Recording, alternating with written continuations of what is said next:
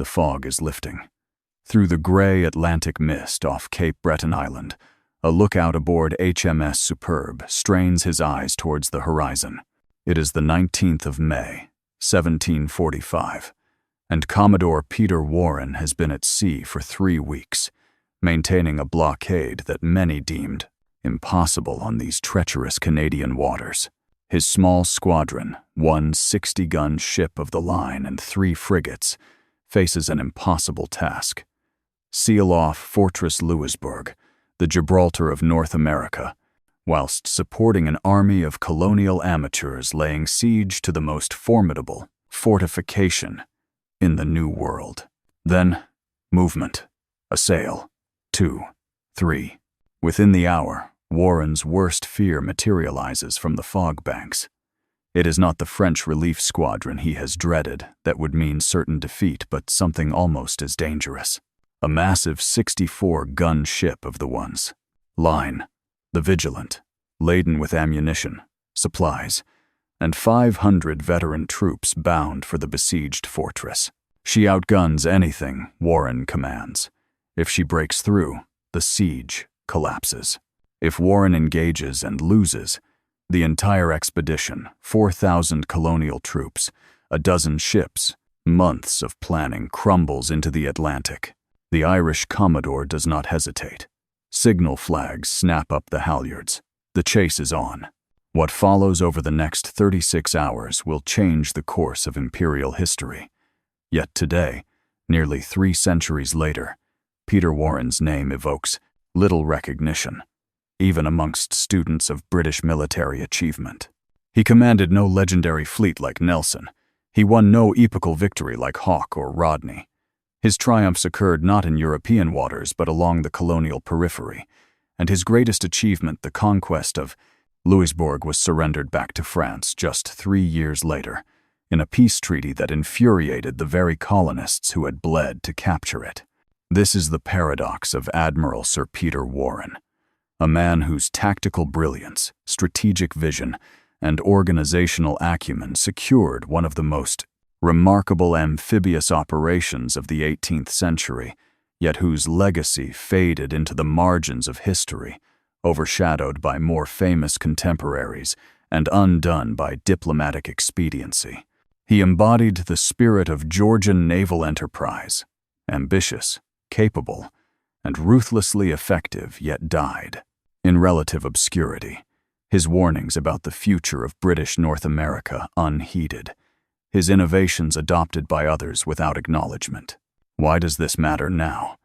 Because Warren's conquest of Louisbourg in 1745 represents a pivotal moment when British and colonial forces demonstrated that joint operations, naval initiative, and audacious planning could overcome supposedly impregnable defenses. It proved a template for the combined arms amphibious operations that would characterize British military success for the next century, and it revealed both the possibilities and the profound tensions inherent in the Anglo-American military partnership tensions that would explode into revolution just 30 years later. This is the story of how an Irish-born Commodore and an army of New England volunteers accomplished the impossible, and why history forgot them.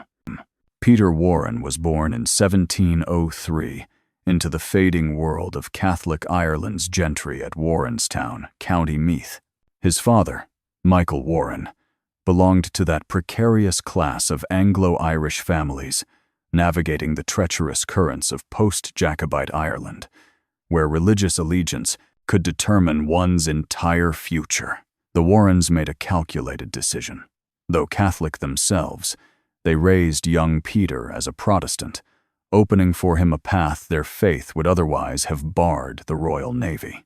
In 1716, aged just 13, Warren joined the Navy at Dublin as an ordinary seaman. This was no romantic adventure. The quarterdeck of a Georgian warship meant brutal discipline, appalling diet, and the constant proximity of violent death through disease, shipwreck, or enemy action.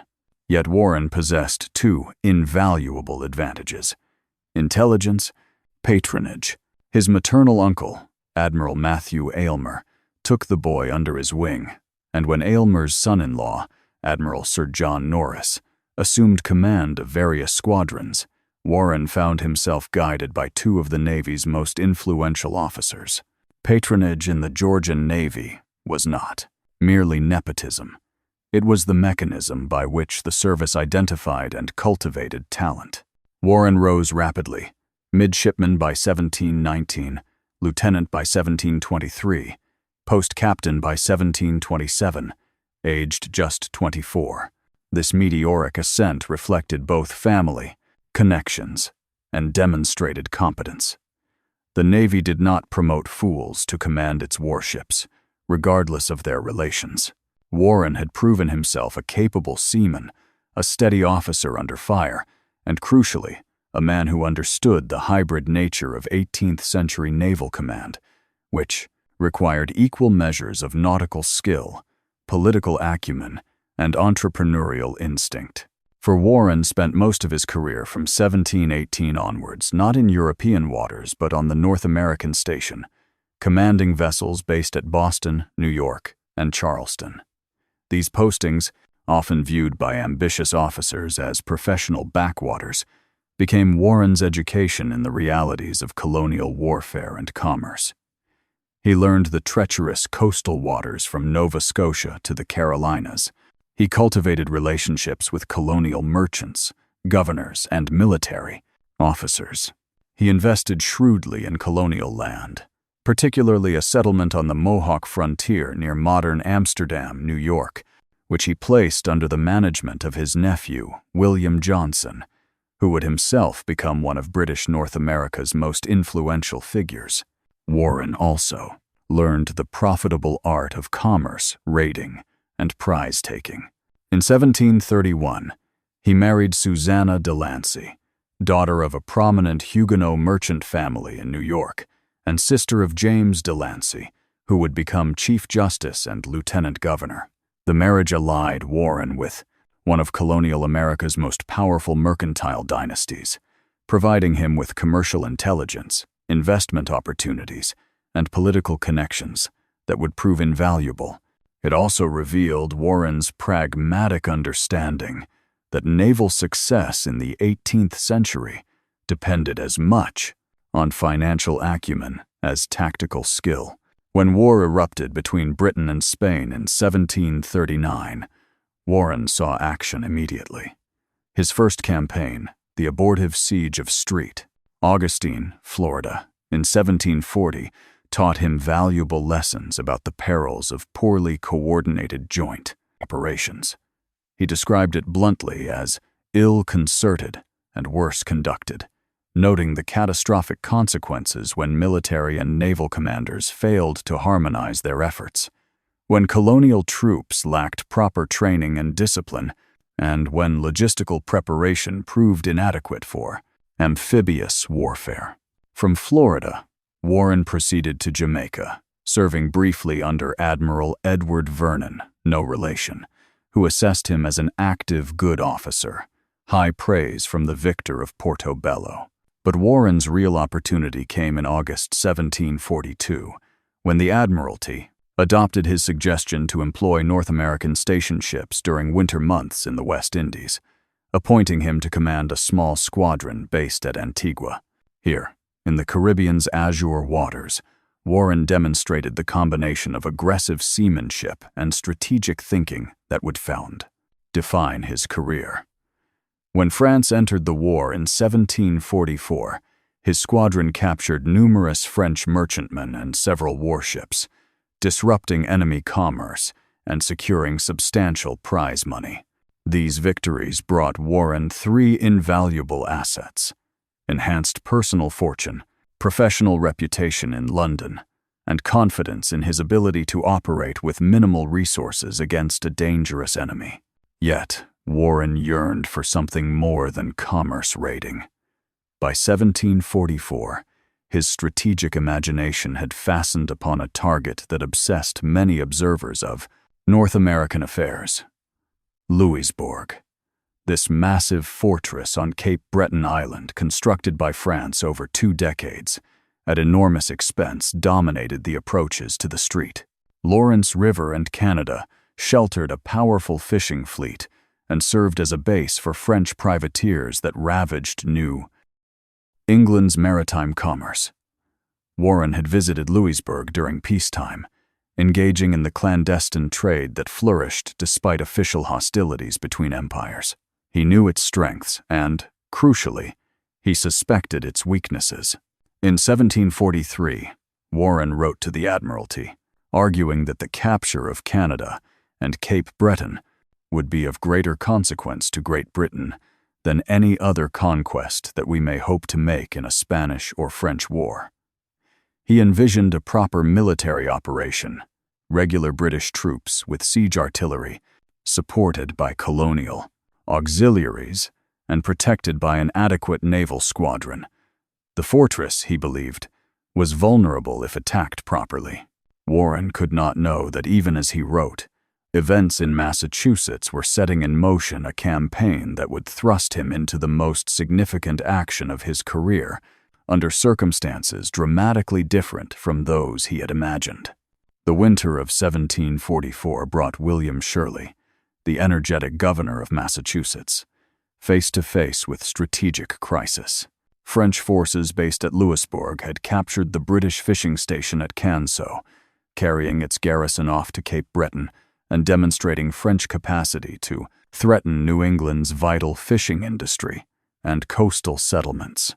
Shirley, born in England but deeply invested in colonial prosperity, conceived a plan that stunned his contemporaries. Massachusetts would organize an expedition to capture Fortress Louisbourg. The audacity of this proposal cannot be overstated.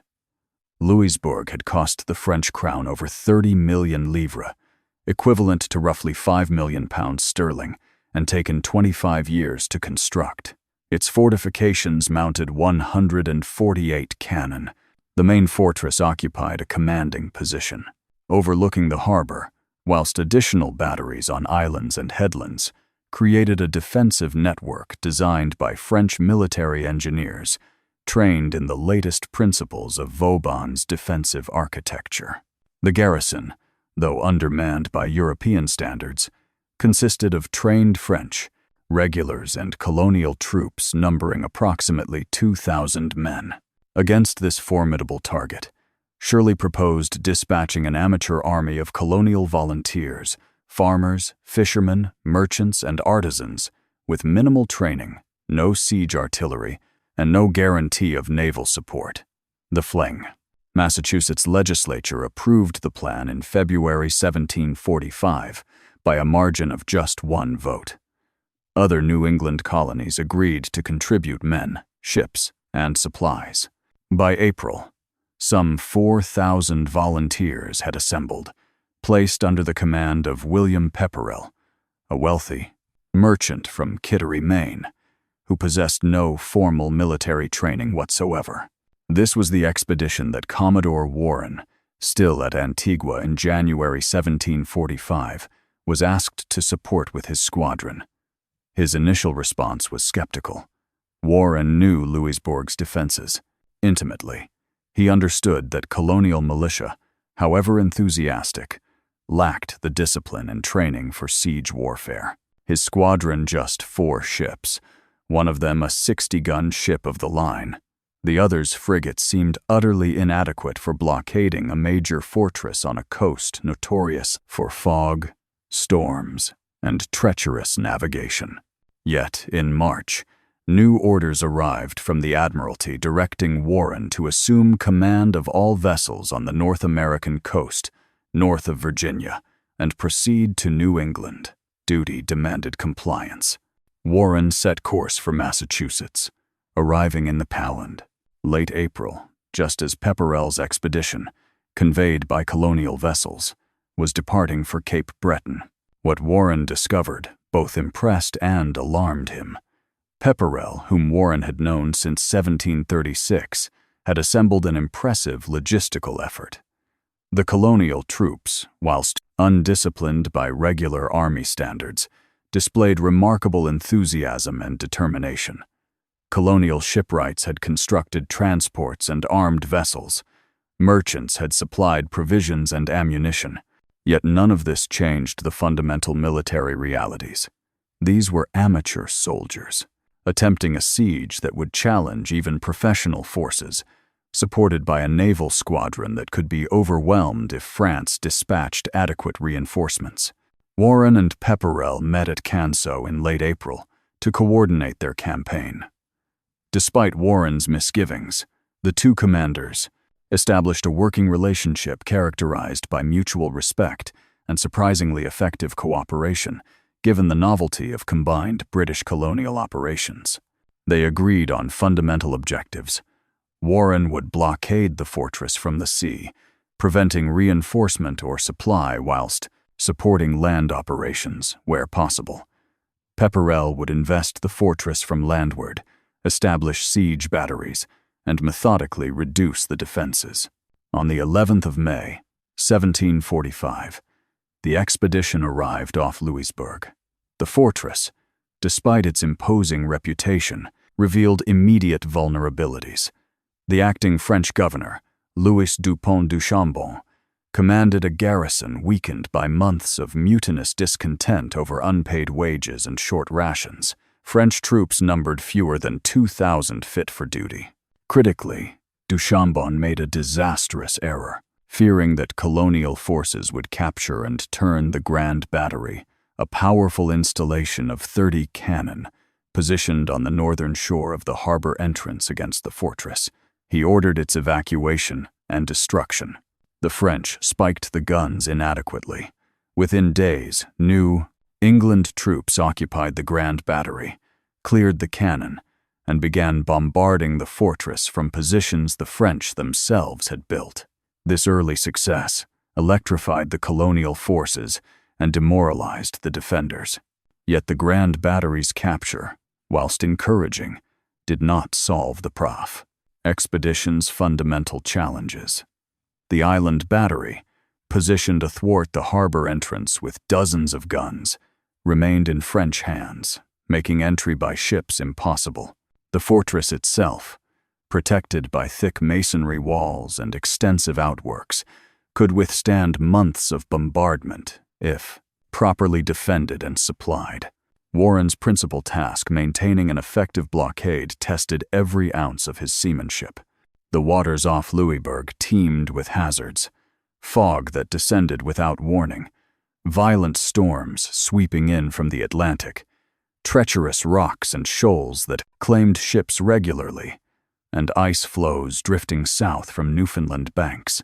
Warren kept station with relentless determination, his ships patrolling the approaches regardless of weather, his lookouts straining through the fog for any sign of French relief forces. Then came the 19th of May, the encounter that would decide the siege's outcome. Through the morning mist, Warren's lookouts spotted sails. As the fog lifted, the French 64-gun ship of the line Vigilant emerged, commanded by Captain Alexandre de la Maisonfort. She was bound for Louisbourg laden with ammunition, supplies, and 500 veteran troops, exactly the reinforcement that could enable the garrison to hold out indefinitely. Warren ordered immediate chase. His flagship, HMS Superbe, mounting 60 guns, was roughly equal to the Vigilant, but the French ship was fresh from Europe with a full crew, whilst Warren's vessels had been at sea for weeks. The engagement that followed demonstrated Warren's tactical skill and aggressive instinct. Rather than waiting to close singly, Warren coordinated his squadron Superbe, the 40-gun Eltham, and 2 smaller frigates to engage the Vigilant. From multiple angles, the battle raged through the night of the 19th to 20th of May. French seamanship proved excellent. La Maisonfort fought his ship with considerable skill, attempting to break through to Louisbourg's harbor. Yet Warren's persistence and superior numbers told. After hours of pounding broadsides that left both flagships severely damaged, the Vigilant struck her colors just as dawn broke on the 20th. Warren had captured the most powerful French warship in North American waters, along with her troops, supplies, and ammunition. all of which would now serve the besiegers rather than the besieged. The psychological impact of Vigilant's capture cannot be overstated. French morale within Louisbourg collapsed. Du Chambon realized no further reinforcement would arrive. The garrison, already exhausted by weeks of constant bombardment and skirmishing, lost hope. Conversely, the colonial troops gained immense confidence. Warren's reputation, already considerable, soared. New England newspapers trumpeted the victory. Even the colonial militia, initially skeptical of naval support, recognized the crucial role Warren's blockade played in their success. Yet Warren's frustration mounted as the siege dragged into June. He submitted multiple plans to Pepperell's Council of War proposing combined land-sea assaults designed to expedite the fortress's fall. Each plan demonstrated sound tactical thinking, coordinated attacks that would force the French to divide their already stretched defenses, exploitation of the Grand Battery's position to provide covering fire for landing parties, naval bombardment timed to suppress specific defensive positions. Each was rejected or set aside, either from excessive caution or from the colonial commander's unfamiliarity with combined operations. Warren's irritation leaked into his correspondence. In late May, he wrote to Pepperell with barely concealed exasperation. "I am sorry no plan of mine, though approved of by all my captains, has been so fortunate as to meet your approbation, or have any weight with you. I flattered myself, from the little knowledge I have endeavored to acquire in military affairs, my advice singly would have had some influence in the conducting of the present expedition." Yet even as Warren penned his frustrated complaints, the strategic situation shifted decisively in his favor. 2 days after Vigilant's capture, British reinforcements began arriving from England. Additional ships of the line and frigates dispatched when the Admiralty learned of the Louisbourg expedition. By the 10th of June, Warren commanded 6 ships of the line and 5 frigates, 554 guns and 3,500 officers, seamen, and marines. This represented the most powerful British naval force ever assembled in North American waters. With this strength, Warren finally secured Pepperell's agreement to a modified assault plan. The attack was scheduled for the 15th of June. Warren addressed the colonial troops personally, declaring with characteristic directness that he'd rather leave his body at Louisbourg than not take the Chitty. That night, as British and colonial forces prepared for the assault, French officers within the fortress recognized the hopelessness of their position. Before dawn, Du Chambon sued for terms. Warren and Pepperell jointly negotiated the capitulation. The terms were generous by 18th century siege warfare standards. All French inhabitants would retain their personal property and receive transport to France. Warren insisted, however, that no French settlers be permitted to remain at Louisbourg or elsewhere in Cape Breton. He had observed the problems created by French populations within British-held territories at Annapolis Royal in Nova Scotia, where French settlers maintained loyalty to their crown and provided intelligence and support to enemy forces. Warren wanted no repetition. On the 28th of June, 1745, 7 weeks after the expedition's arrival, Fortress Louisbourg capitulated.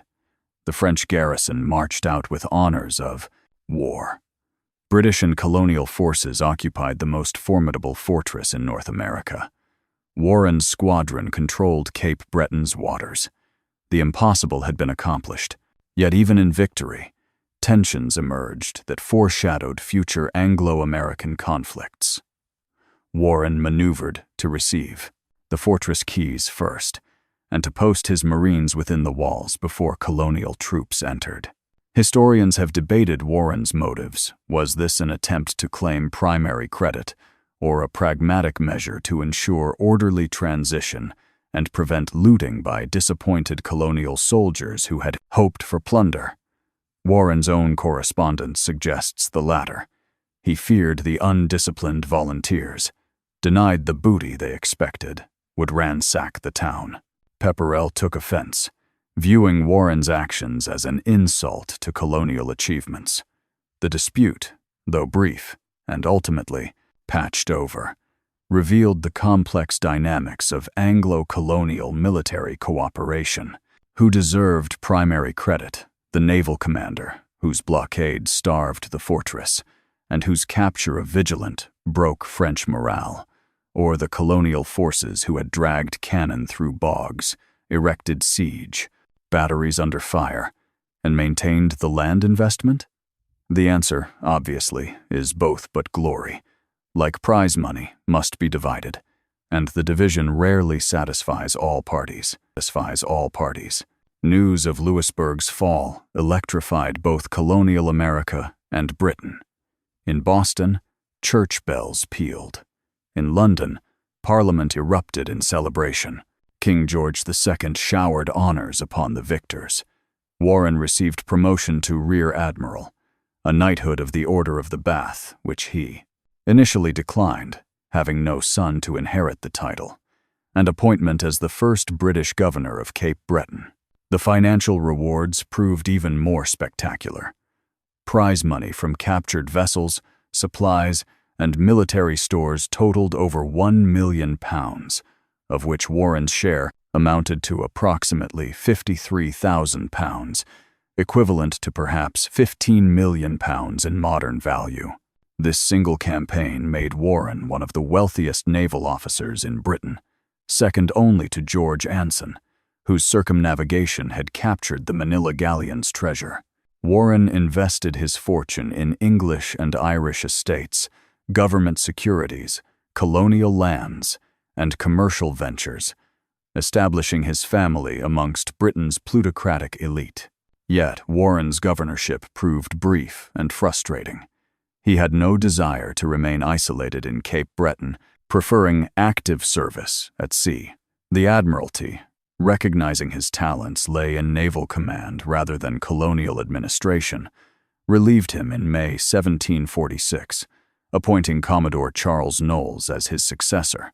Warren spent the summer and autumn of 1746 in Boston, coordinating with Shirley to plan a far more ambitious operation, the conquest of Canada itself through an assault on Quebec.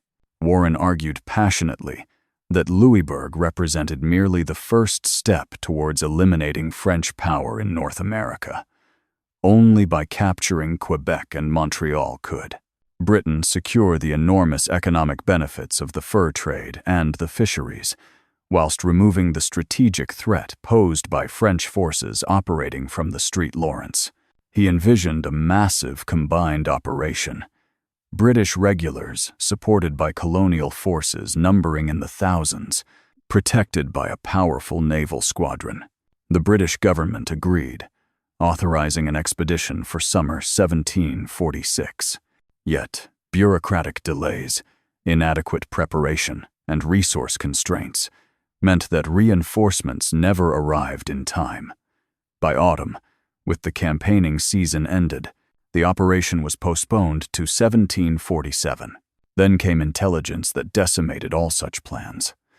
A massive French fleet under the Duc d'Anville had sailed for North America with orders to recapture Louisbourg, destroy Annapolis Royal, and reassert French dominance. Warren and Shirley braced for a major naval battle. Reinforcements rushed to Annapolis. Warren prepared his squadron for action. Then, through October 1746, fragmentary reports arrived, describing the calamitous disasters that had befallen the French fleet. Devastating storms, rampant disease, starvation, command failures, and ultimately the fleet's retreat to France without accomplishing any of its objectives. The crisis passed, but Warren's plans for conquering Canada died with it. Britain's resources had to focus on the European theater of the War of Austrian Succession. Warren returned to England in November 1746, summoned to advise the Privy Council on American affairs. His recommendations demonstrated strategic foresight. Settle Cape Breton and Nova Scotia extensively with British colonists, fortify Canso, Placentia, and Halifax, maintain a powerful naval squadron at Louisburg, and adopt a conciliatory policy towards indigenous peoples, recognizing that Native American alliances could determine the balance of power in frontier warfare. Yet, Warren's immediate attention shifted to European waters. In March 1747, he received command of a squadron intended for North America. But when intelligence revealed France was preparing another fleet for Louisbourg, the Admiralty redirected Warren's ships to strengthen Admiral George Anson's Western Squadron. On the 3rd of May, 1747, off Cape Finisterre, Anson and Warren engaged a French convoy bound for India and North America, capturing or destroying numerous vessels in a decisive victory that secured British maritime supremacy for the remainder of the war.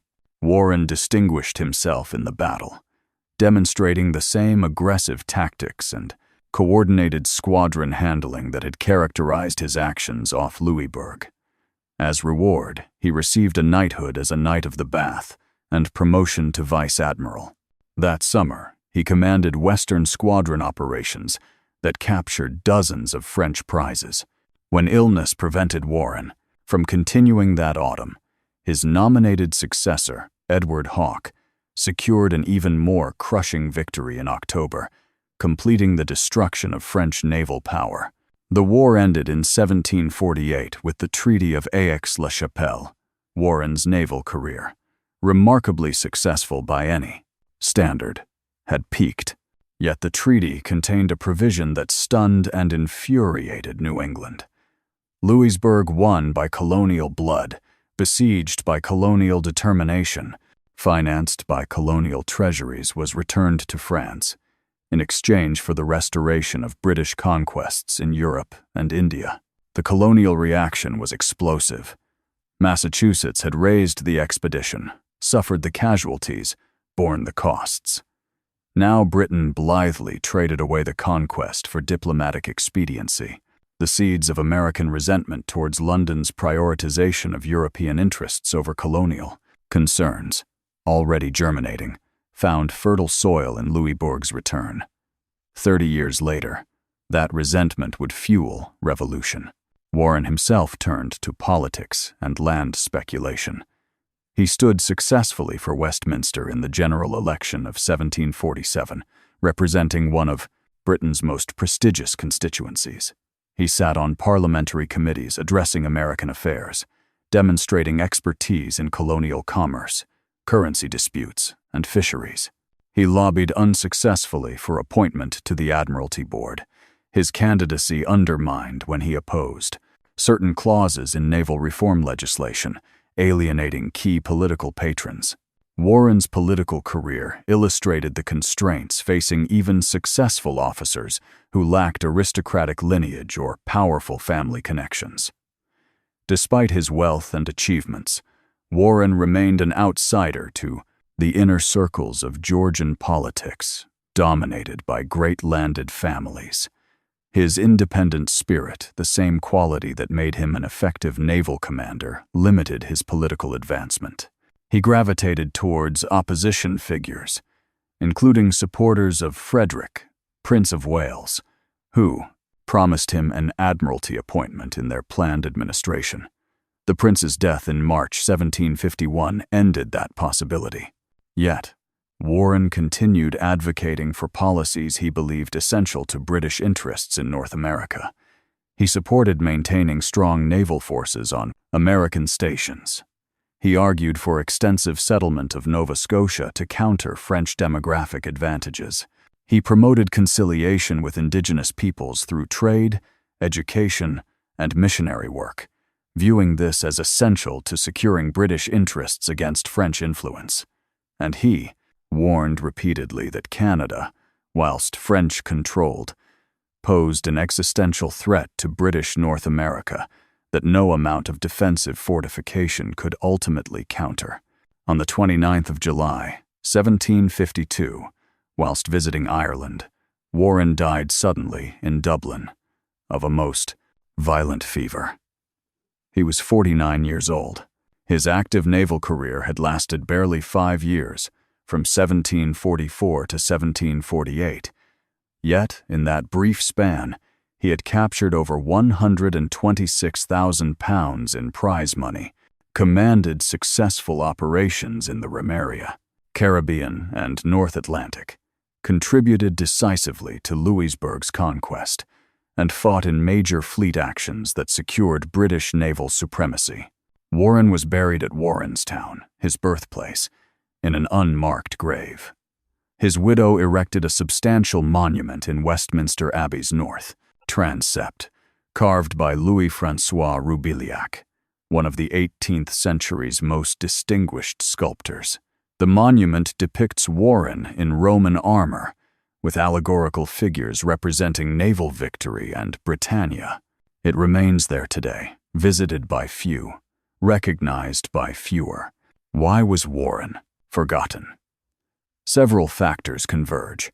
First, his greatest achievement, Louisbourg's conquest, was undone by diplomatic treaty, robbing the victory of lasting strategic significance. When Britain finally captured Louisbourg permanently in 1758 during the 7 Years' War, the glory went to James Wolfe and Geoffrey Amherst, not to the man who had proven it could be done 13 years earlier. Second, Warren's career occurred during the War of Austrian Succession, generally regarded by British historians as a secondary conflict compared to the 7 Years' War that followed, which birthed legends like Wolfe, Clive, and others.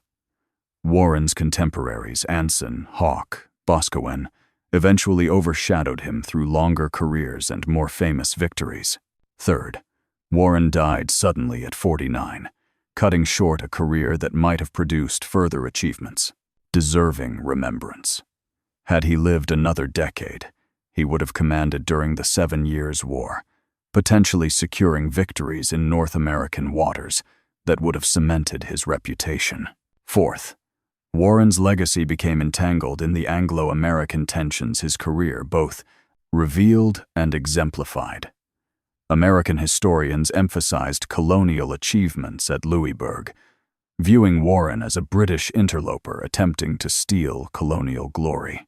British historians, embarrassed by Louisbourg's return to France and uncomfortable with the amateur nature of the expedition, preferred to focus on more conventionally professional operations. Yet Warren's influence persisted, even without recognition. The Louisbourg expedition established crucial precedents for British combined operations. It demonstrated that well-coordinated amphibious assaults could succeed against formidable fortifications. It proved that colonial forces, properly supported and led, could accomplish remarkable feats, and it revealed both the possibilities and tensions inherent in Anglo-American military cooperation lessons that would be tested repeatedly in subsequent conflicts. Modern military historians, examining Warren's tactical methods, recognize sophisticated understanding of combined operations, naval blockade, and squadron coordination that prefigured later developments in British naval warfare. His insistence on maintaining constant blockade regardless of weather, his aggressive pursuit of enemy vessels, his coordination with land forces, and his willingness to risk engagement against superior numbers all became hallmarks of British naval practice in the wars that followed.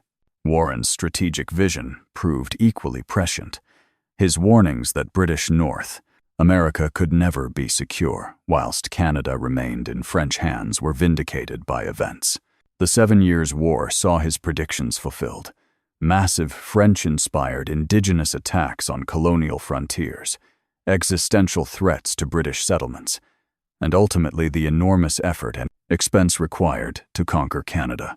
Had Britain implemented Warren's recommendations in the late 1740s, extensive settlement, permanent fortifications, conciliation with indigenous peoples, permanent conquest of Canada, the catastrophic frontier warfare of the 1750s might have been prevented or mitigated. Perhaps most significantly, Warren embodied a particular type of Georgian naval officer, increasingly rare in later periods: the officer-entrepreneur, combining martial skill with commercial acumen, capable of operating independently across vast distances with minimal resources and maximal initiative. The professionalization and bureaucratization of the Navy in the 19th century would eliminate this hybrid figure, producing officers who were either fighters or administrators, but rarely both. Stand today in Westminster Abbey's north transept and observe Roubiliac's monument to Vice Admiral Sir Peter Warren. The marble allegories speak the language of 18th century triumphalism: victory, Britannia, naval glory. Yet, few visitors pause before it, and fewer still recognize the name, carved in stone. This obscurity reflects not Warren's failures, but the capricious nature of historical memory. Warren succeeded brilliantly at what his nation asked. He maintained blockades under appalling conditions, captured enemy warships against superior numbers, supported complex amphibious operations requiring unprecedented coordination, and secured one of the century's most remarkable military achievements. That diplomats squandered his victories, that politicians ignored his warnings, that subsequent historians overlooked his contributions, these speak to forces beyond his control. What, then, should we remember about Admiral Peter Warren? First, that audacity supported by competence can achieve outcomes that cautious orthodoxy declares impossible. 4,000 amateur soldiers and a small naval squadron captured Fortress Louisbourg, a conquest military professionals predicted would require a decade of preparation and tens of thousands of regulars. Warren's willingness to support this impossible expedition, despite profound misgivings, demonstrated the kind of calculated risk-taking that characterizes successful military command. Second, that effective, combined operations require mutual respect between services and forces, even when profound differences in culture, training, and expectations exist. Warren and Pepperell, professional naval officer and amateur colonial commander, managed to cooperate effectively despite tensions, frustrations, and conflicting interests. Their achievement established patterns for Anglo-American military cooperation that, however imperfectly, would persist through subsequent conflicts into the 20th century. Third, that strategic vision must be judged on its own merits, regardless of whether politicians implement it. Warren's warnings about Canada, his recommendations for Nova Scotia settlement, his advocacy for Indigenous conciliation, all proved correct. That they were ignored until circumstances forced their adoption at far greater cost does not diminish Warren's foresight. It condemns the Atation-Rife political system that failed to heed him. Fourth, that the prize system, whilst personally enriching successful officers, created perverse incentives that sometimes conflicted with optimal strategic choices. Warren's focus on capturing the Vigilant rather than immediately bombarding Louisburg, his interest in prize cargoes, alongside military objectives, these reflected the system's realities. Later reforms would eliminate this entrepreneurial aspect of naval service, creating a more professional, but perhaps less motivated officer corps. Finally, that historical memory is shaped by factors having little to do with actual achievement. Warren's obscurity results from diplomatic accidents, historiographical fashions, and the simple fact that he died young without securing the further victories that might have cemented his reputation. Yet, his accomplishments remain documented in dispatches, analyzed by specialists, studied in staff colleges as examples of successful joint operations under challenging conditions. Modern military practitioners examining Warren's Louisbourg campaign find lessons still relevant. The importance of maintaining pressure through constant blockade, the value of capturing enemy reinforcements and supplies, the necessity of adapting plans to changing circumstances, the power of combined arms when properly coordinated, and the reality that amateur forces, properly motivated and supported, can accomplish extraordinary feats. Perhaps Warren's greatest legacy is less tangible. He demonstrated that forgotten victories and obscure commanders can nonetheless accomplish achievements that echo through history, influencing events and shaping outcomes long after the actors themselves are dust. The conquest of Louisbourg in 1745 proved that the fortress could be taken, established operational methods that would succeed again in 1758, and began the process that ultimately secured British dominance in North America. That Warren receives little credit for these consequences matters less than the consequences themselves.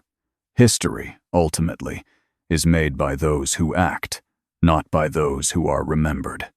Admiral Sir Peter Warren acted brilliantly and decisively at a pivotal moment. His reward was wealth, honor, and obscurity. Yet perhaps there is justice in this.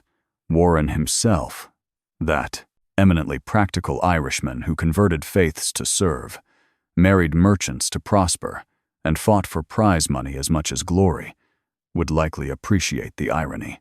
He got what he sought, professional success, and personal fortune. That posterity forgot him would probably trouble him less than it troubles historians. The monument stands in Westminster Abbey, marble allegories frozen in triumphalist pose. The fortress his squadron helped capture has been returned to France, recaptured again, and now stands as a Canadian National Historic Site. The wealth he accumulated funded daughters, who married into England's aristocracy, dispersing his fortune across estates, whose current owners likely do not recall their ancestors' deeds. But the precedent remains. The victory, however impermanent, demonstrated British capacity for joint operations that would characterize imperial expansion for the next century and a half.